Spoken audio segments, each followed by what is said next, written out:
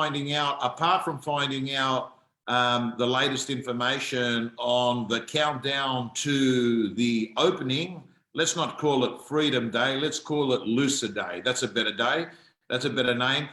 Tim's also we're going to put Tim McKibbin, the CEO of the Real Estate Institute of New South Wales, to the test to see whether he's got the ability to do a share screen. I've got him off his pattern. What I did is I've come in and I've said, stop sharing the screen. And he's getting it. We're giving him a bit of time here to work it all out. But welcome everyone. Welcome everyone. How are you, Tim? Yeah, I'm good. I'm stressed at this stage, so just bear with me. Okay. There it is, guys and girls. Tim McKibbin, the CEO of the Real Estate Institute of New South Wales. The presentation is called. Yeah, but Tom, what are you seeing? The whole thing or just the one?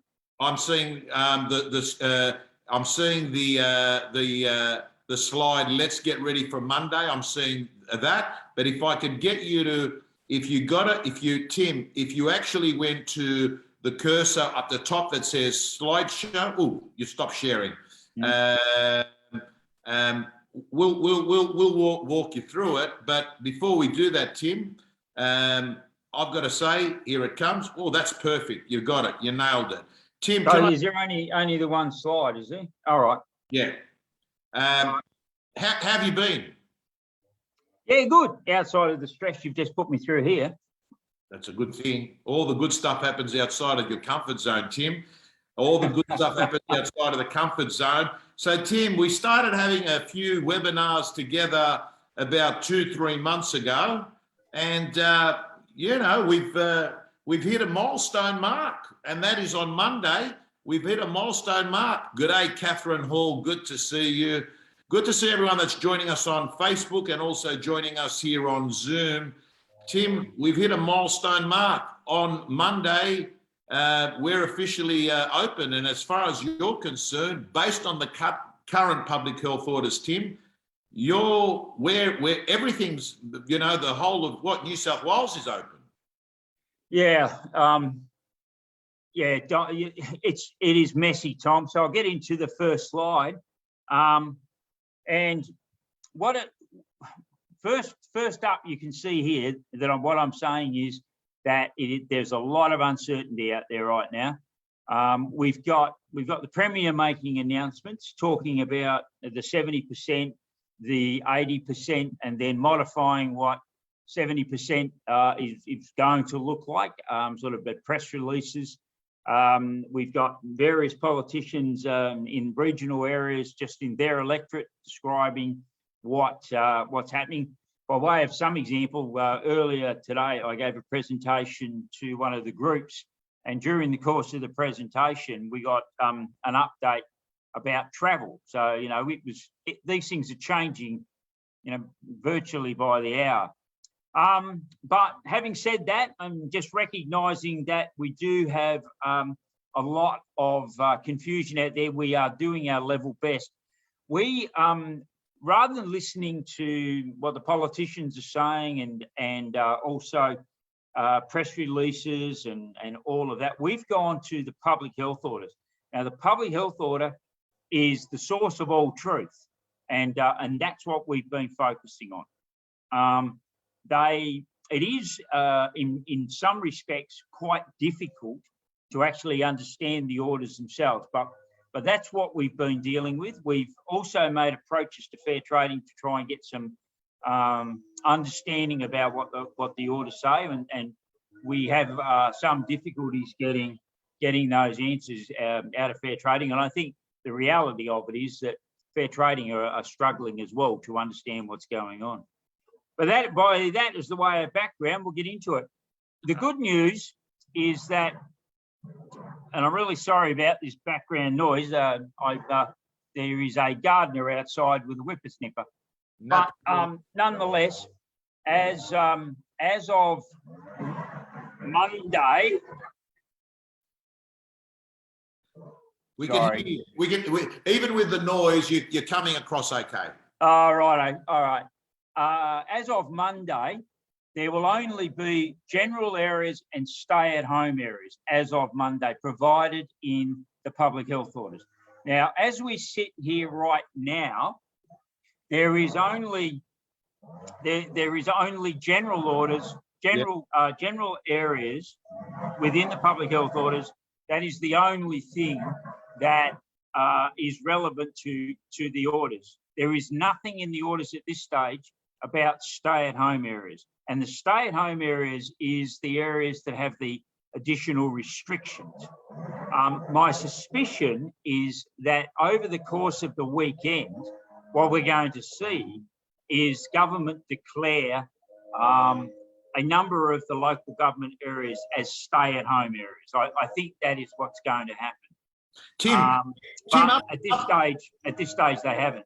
Tim, up until this time, have we had the term stay-at-home orders in any of the public health orders? Yeah, we have, Tom. In fact, they're active right now and will be active all the way through until Monday. I'm glad you raised that, because the big point I want to make right now is, even though that we have hit 70% vaccination, and again, this is another area of confusion, even though we've hit 70%, nothing changes until Monday. So that is the date when things will change. So this weekend, whatever area you are in, if you're in a general area, stay-at-home area, an area of concern, that will remain until Monday. The good news for our friends in the areas of concern is that particular designation is going to cease as of Monday. So those people in those areas, which, as you know, Tom, provide for additional restrictions, people in those areas will enjoy a lot more freedoms. I'm 100% certain. What I am not certain about is... What you're saying to me is these LGA areas that were operating with different restrictions to the non-LGA areas no longer is going to be relevant as of Monday. There won't be those LGA areas, but what you're saying is over the weekend maybe, or at some time in the near future, we're going to be told of a stay-at-home category and a general category, right? That's right. There'll be no areas of concern. So those folks that were in Fairfield, I think, was one, and I think Bankstown might have been another one. Those areas there, they will no longer be areas of concern, and the restrictions will come off. What's the difference? Tim? What's the difference between a stay-at-home area and an LGA restricted area at the moment? Aren't they the same? Well, that term doesn't exist any longer, Tom. They changed it about 6 or 8 weeks ago, because they changed it to areas of concern. That was just a terminology change. I don't know whether or not it was done to soften the expression, but anyway, they did.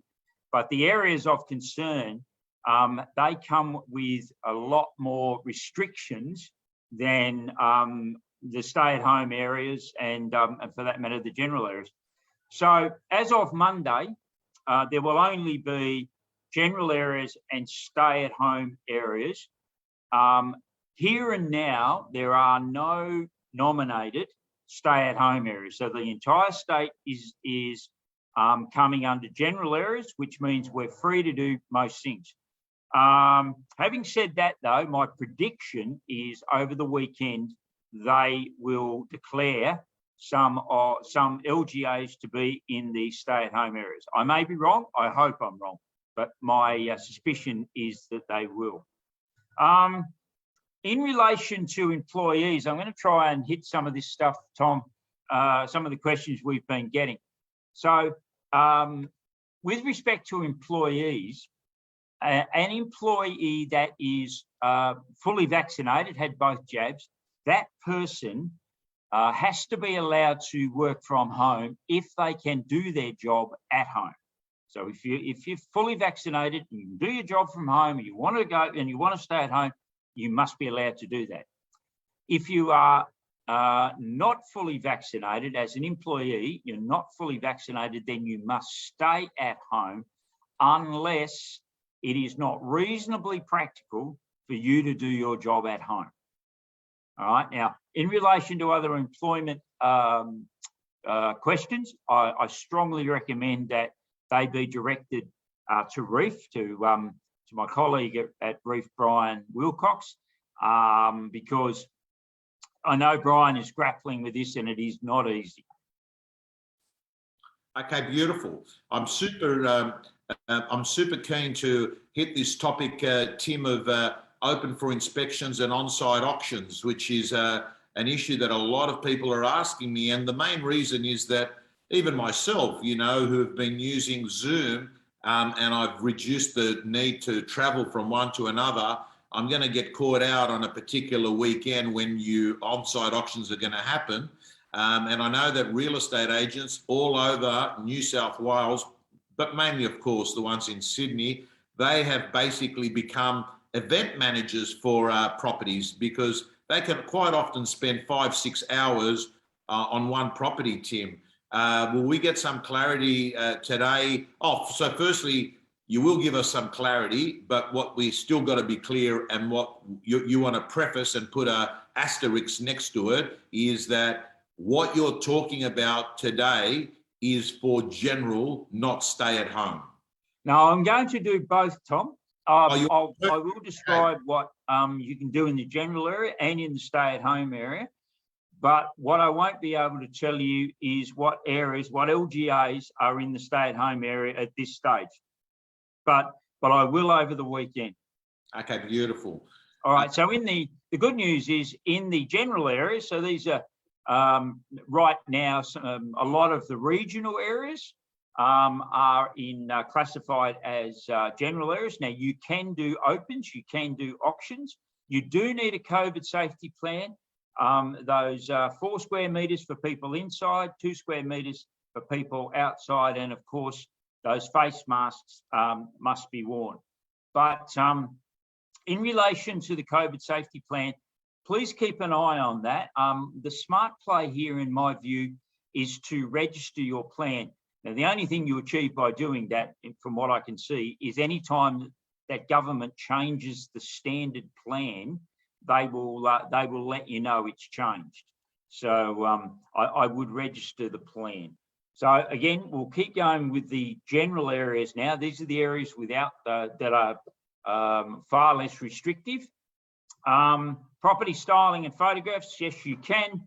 On-site listing presentations. Tim, do you need to change the slide? You're on the, or are you on the right slide? Yeah, I think so. Tom, why is that? I just noticed what you're talking about is not on the. Is that not on the screen now? The general areas? No, what's on the screen now is basically a lot of uncertainty. It's your opening slide. Oh, well, that's handy. Yeah, so maybe just go forward. I had no idea. I blame you for this because I actually had this organised. Or the other thing, Tim, is if you Susan. Yeah. Have you got a copy of the Prezzo? Nope. So, here we go, Tim. We're on. You're on. Whatever you've done is you're on. All right. Okay. Hang on. General areas, property and styling. Okay. All right. I've got it running on 3 screens now. So general areas, property and styling. So we're not on the styling one. Yeah, that's it. Okay. All right. So in relation to those activities there, they can all take place. We can do that. In the general area, we can do all of those things, but we have to be mindful of our COVID safety plan and also of the necessity to wear a mask on those occasions, and of course social distancing, which applies. Now, this area here, Tom, I've tried to make this as simple as possible, but it's not. For reasons which elude me, government has made this very, very difficult to manoeuvre our way through. But I'll explain what the problems are, and then I will give you my views about it. The problems are that they have some things which they term as prescribed work. So there is prescribed work, there is necessary work, and then there is necessary work that is urgent, and then there is necessary work that is not urgent. For example, you can see here that the necessary work for to get a property ready is all the cleaning and etc. that goes on. So we've in a rental space, we'd be looking at all of the cleaning that would have to go on in that property before the new tenant moved in. Something similar could be happening in a property for sale. So that is necessary work. Then unnecessary work would be where people would be coming in to do domestic cleaning. So that's not permitted. Now, let me try and skinny all that down. The reality of it is, if we're getting a property ready for sale and we need people to go there, be them tradespeople or cleaners and these sorts of things, that is permissible. You do need to have provide 2 square meters of space for somebody that is inside, and we can only have 1 person per room inside. Outside, it is 4 square meters, so you've got that greater area outside, and then there is also an additional number of people. But long and short of it is that we can do that aspect of our work for all of those activities that are important to us and we are constantly involved in. Now in the stay-at-home area, and again, we don't have any of those yet, but I will let you know as soon as I do, Tom. And if you can put that out to your network, I would be grateful. So it is not permissible in a stay-at-home area to have an on-site auction or to have an open. Property styling in the same list again, the online inspections. We can do that. We are permitted to do that. But again, it is there are restrictions, so we do need to be mindful of our social distancing and the need to wear masks when you are inside the property, and also, if I haven't already mentioned it, the COVID safety plan again is essential. I should have also mentioned, Tom, and I didn't, in the general area, you still need to wear a mask. Right.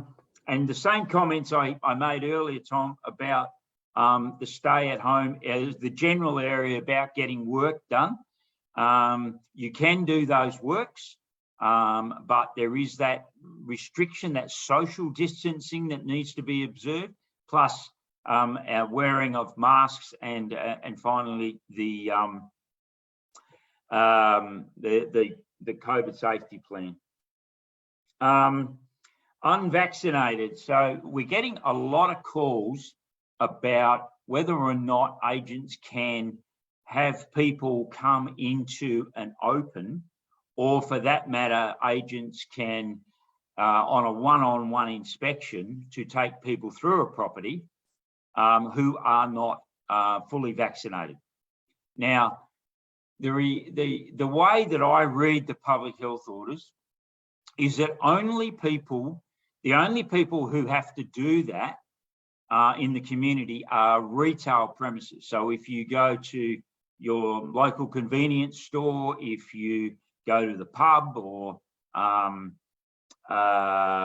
hairdresser, these sorts of things, all of those people have to take what they term as reasonable inquiries to ensure that people entering the premises are fully vaccinated.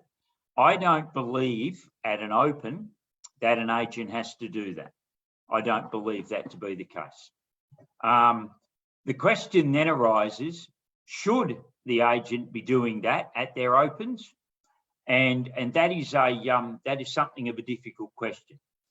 The reason I say that is because if you choose to do that, then the first thing I I would say is that you should most certainly make that very, very clear in your marketing that only fully vaccinated people will be coming through the property.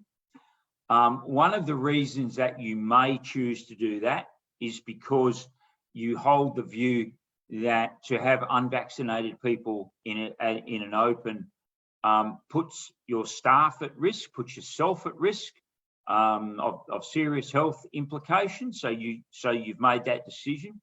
You also may be minded to consider that having an unvaccinated person in the property exposes other consumers who have come to inspect the property to a risk. And then on the other side of the ledger, Tom, we've got to be saying to ourselves that if we don't allow people who are unvaccinated into the property, then potentially the sale price of the property may be less than what it would have been had we allowed unvaccinated people to participate in the competition to acquire the property. So clearly, if you are going to prohibit people coming in to the property that are not vaccinated, you need to take your vendor on that journey. I think you need to get the consent. Otherwise, you're going to be in this position where you could be in trouble on both sides. So not easy. Very good advice, Tim. Very good advice. Essentially, what you're saying is that you're not actually going to be marketing the property to the widest possible audience if you're actually going to be restricting some of that audience. Tim, hypothetically speaking, you're at a listing presentation. And by the way, everyone, don't expect Tim to know the answer to everything, because actually no one knows the answers to some things. And that's because we're waiting for some precedents. We're waiting for some law in regards to this. But I'd love to get a view off you. You're at a listing presentation, you've signed it up, and as you're walking out, the vendor says to you, "Oh yeah, by the way, can you make sure that you're not getting people that are coming in that are unvaccinated, right?" Can a vendor do that? Yeah, you can make a decision that it is a condition of entry into the property that you are fully vaccinated. You are in effective control of the property, and you can set whatever conditions you like, within reason, Tom, in relation to people's entry into the property. You can do that. Again, that's a good question, because we are receiving that question on our helpline as well. Okay, beautiful. Okay, that's good. That's good. What about this travel restrictions and permits there? What's that about? Yeah.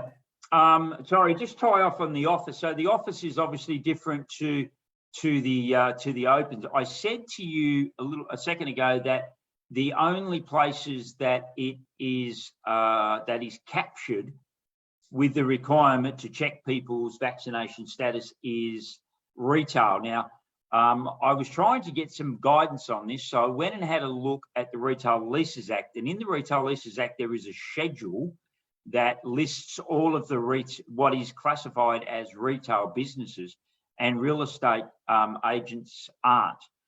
Having said that, if I was an agent and I had my front doors open to the public generally, I would be asking people to be double vaccinated before they came into the property. That's what I would be doing. And bear in mind also that if you are in the premises, you have to be wearing your mask at this stage. Now, the Premier has been making comments about that, and again, not helpful, because he's talking about points of time in the future, about where your mask indoors will only be necessary. Will be elective, not mandatory.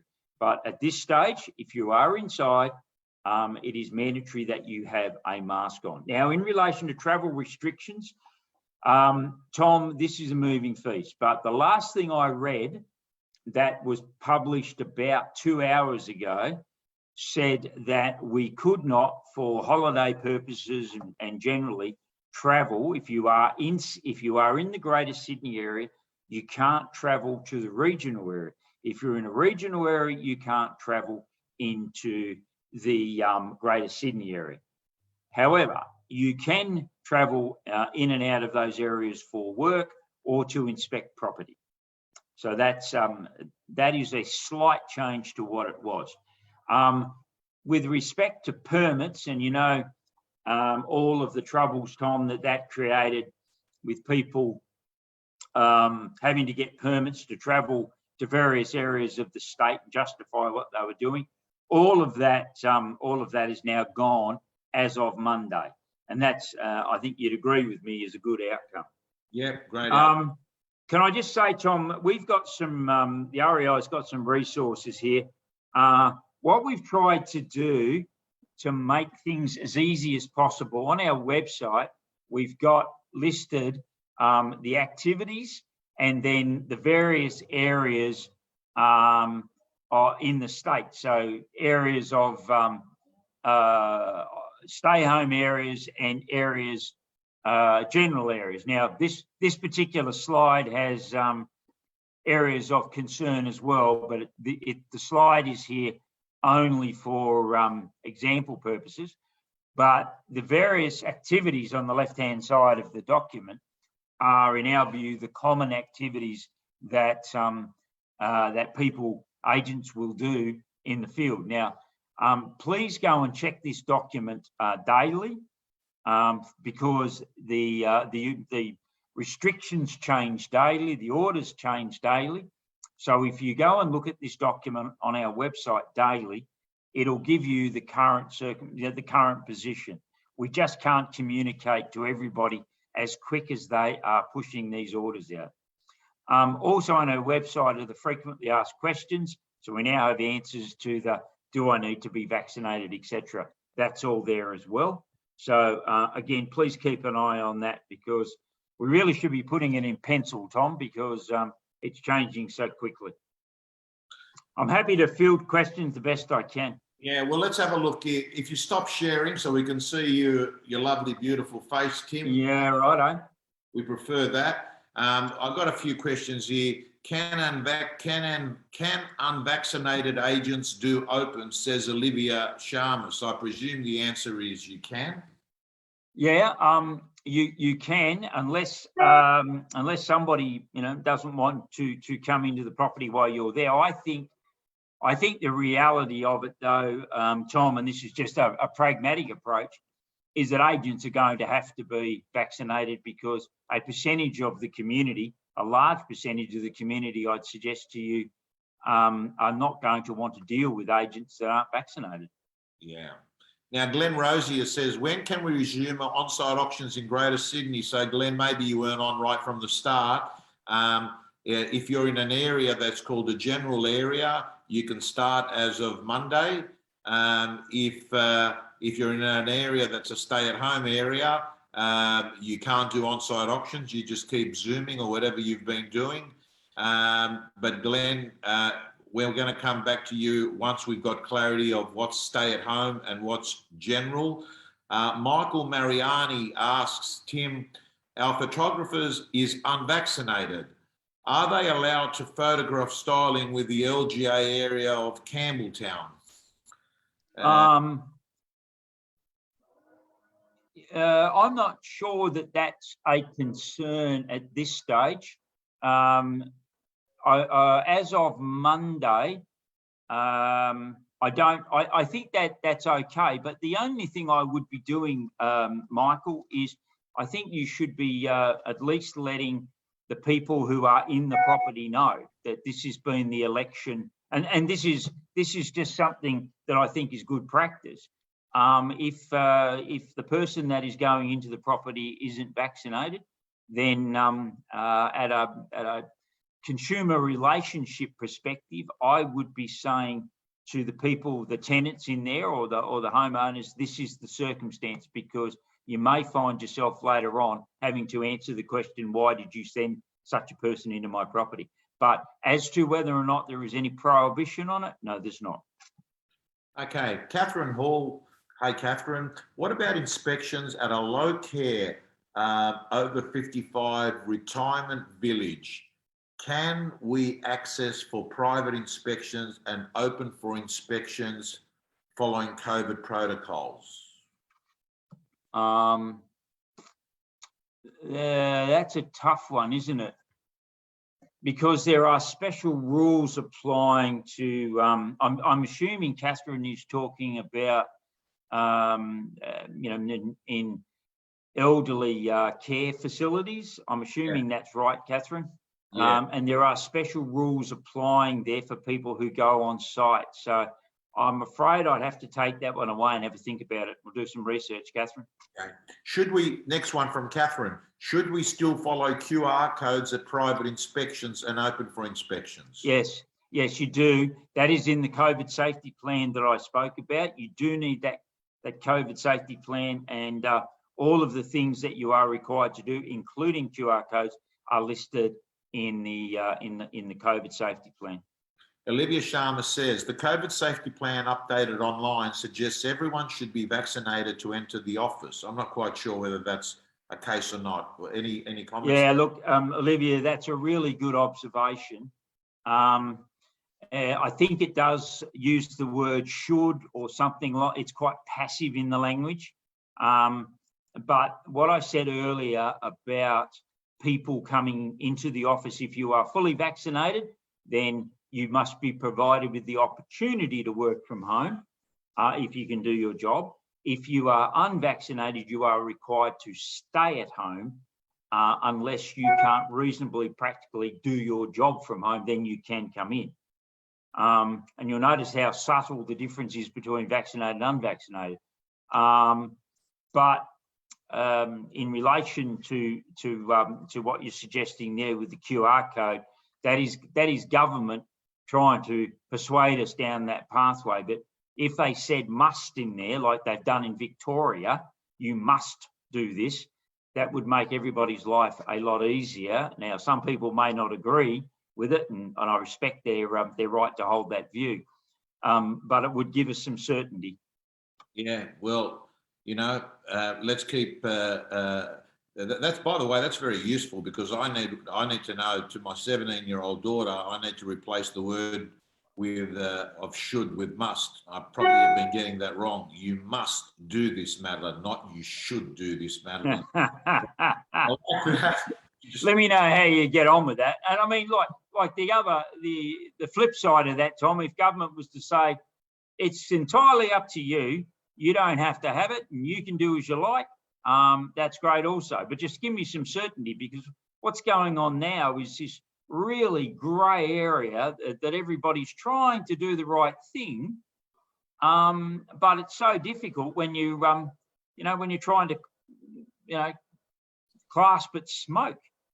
Well, now, Tim, Glenn Rocio writes, what if someone attending an open for inspection has a medical exemption? I presume what he's talking about there, attending an open for inspection and maybe not have a mask on, maybe, I'm not quite sure, but yeah. Well, look, they might have a medical exemption for wearing a mask. They might have a medical exemption from being vaccinated. That's also possible.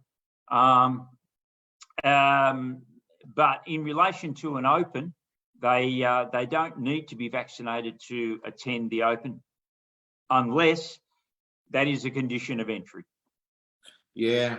Tim, we're not going to spend our time here. By the way, thank you, very, very, very thorough. In a nutshell, guys and girls, as of Monday, all the, forget about the old rules, focus on the new rules. As of Monday, 2 areas, general and stay at home. If you're fortunate enough to get the stamp which says you're a general, you can start doing opens, you can start doing auctions. Pretty much, by the sounds of it, Tim, it's pretty much the way it was after the first lockdown, sort of. Yeah, exactly. It's going to, if you're in the general area, Tom, happy days. You'll have to have your mask and you'll have to have the social distancing and the rest of it.